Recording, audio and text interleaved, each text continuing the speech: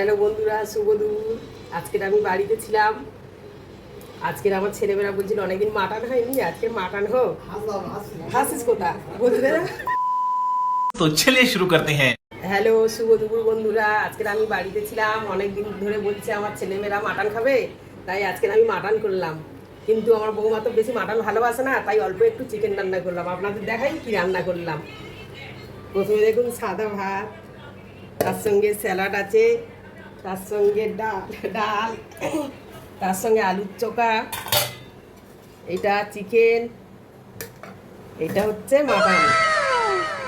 আর আমার বৌমার ভাই এসছে, ও আমাদের জন্য চিংড়ি মাছের পাতুরি রান্না করে নিয়ে এসছে। মা রান্না করে পাঠিয়েছে। আজকে এইটুকু রান্না করলাম। আবার পরের দিন আবার যেটা করব আপনাদের সঙ্গে শেয়ার করবো। Hello. A few moments later.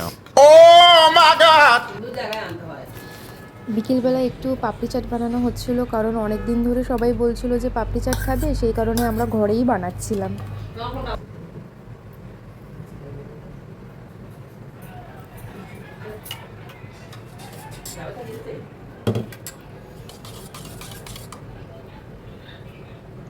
এবারে চলে আসলো আমাদের বাড়িতে পাতা দই। সেই জন্য আমাদের গাছে শসা দিয়ে বানাচ্ছে। পেঁয়াজটা লাগাতে পারিনি, কারণ আমাদের নিচে মাটি নেই তো, সেই জন্য পেঁয়াজটা কিনে আনতে হয়েছিল।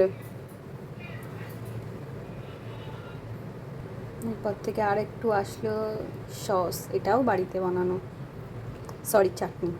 এবার আসবে বাদাম, ভুল বলেছিলাম, সরি। আবার আসছে ওপর থেকে দই, বাড়িতে পাতা দই। কাঁচা বাদাম এনে আমরা বাড়িতেই ভেজে নিয়েছি।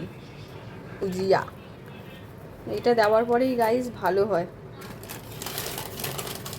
টেস্ট এটার ওপরেই নির্ভর করে। আপনারা চাইলেন ভুজিয়া কোনোদিনও স্কিপ করবেন না। পাপড়ি চাটটা তো খুবই টেস্টি হয়েছিল। দেন পাপড়ি চাট খাবার পরে আমরা ঘরের সবাই মিলে বসে একটুখানি বিকেলবেলায় রামি খেলছিলাম।